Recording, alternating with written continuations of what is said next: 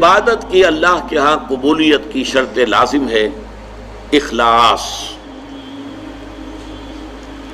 اخلاص نہیں ہے تو عبادت قبول نہیں. اخلاص کی ضد کیا ہے؟ ریا. ریا کہتے ہیں دکھاوا، دکھانے کے لیے کام کرنا. سمعہ، سنانے کے لیے، لوگوں کو سنانے کے لیے کہ یہ کام میں نے کیا ہے تاکہ لوگ سن لیں، لوگوں کو معلوم ہو جائے کہ ہم یہ تو بہت ہی اللہ تعالیٰ کے جو ہے بڑے پہنچے ہوئے آدمی ہیں. اس کے ضمن میں اب آپ ایک پہلے حدیث سن لیجئے. مسند احمد ابن حنبل کی ہے اور مشکات کے حوالے سے باب الریا والسمع، مشکات کا جو ہے اس میں یہ حدیث موجود ہے. حضور فرماتے ہیں من صلی یرائی فقد اشرک ومن صام یرائی فقد اشرک ومن تصدق یرائی فقد اشرک.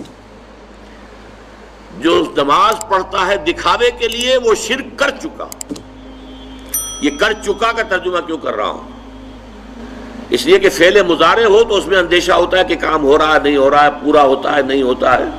کر چکا، کوئی شک ہی نہیں، وہ اس شرک کا ارتکاب کر چکا. یہ جو انگریزی میں present perfect tense, I have done it, he has done it, یہ وہ ہے. قد اشرکا، وہ شرک کر چکا، شرک میں ملوث ہو چکا. جس نے دکھاوے کے لیے نماز پڑھی، جس نے دکھاوے کے لیے روزہ رکھا، اس نے شرک کیا، وہ شرک کر چکا. جس نے دکھاوے کے لیے صدقہ کیا، وہ شرک کر چکا. یہ ہے، نوٹ کیجئے، یہ جب تک کہ یہ اخلاص فی العبادت نہیں ہے، صرف اللہ کے لیے، کسی کو دکھانا نہ ہو. میں نے بالکل شروع میں آپ کو ایک حدیث سنائی تھی کہ حضور نے فرمایا اگر تم نماز پڑھ رہے ہو اور جب تم یہ محسوس کرو کہ کوئی تمہیں دیکھ رہا ہے تو سجدہ طویل کر دو، تو یہ شرک خفی ہے.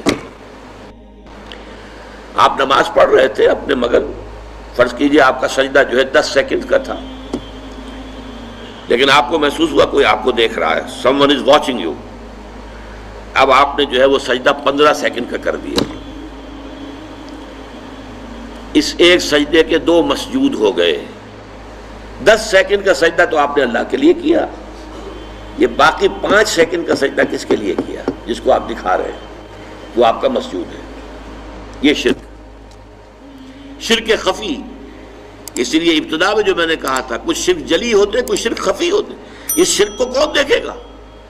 یہ تو آپ خود ہی متنبہ ہو جائیں تو ہو جائے. اس کو کوئی اور تو نہ اس کے اوپر حکم لگا سکتا ہے، نہ کوئی فتویٰ لگا سکتا ہے.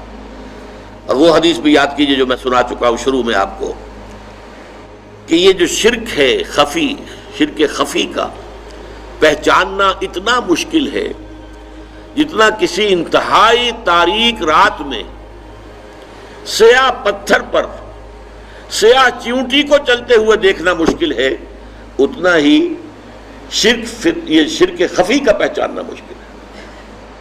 رات تاریک اندھیری رات اور اس میں سیاہ پتھر کے اوپر سیاہ جو ہے چیونٹی چل رہی ہے، اس کا دیکھنا کتنا مشکل ہوگا.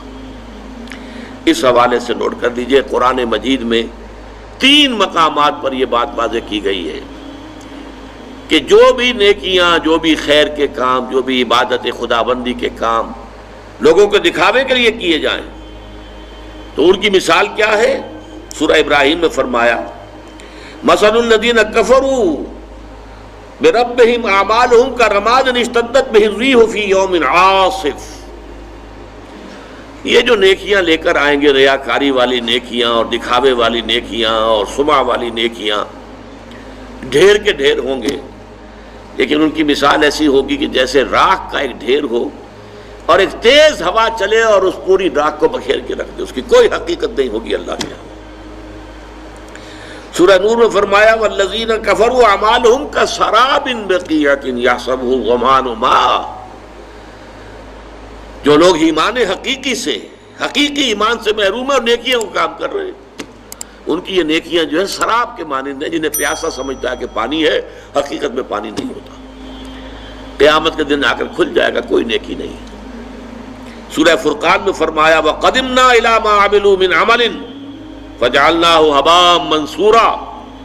وہ جو بڑے بڑے اعمال لے کر آئیں گے، ہم آئیں گے اور ٹھوکر لگائیں گے اور اس کو ہوا میں تحلیل کر دیں گے، اس لیے کہ ان اعمال کے پیچھے اخلاص نہیں ہوگا۔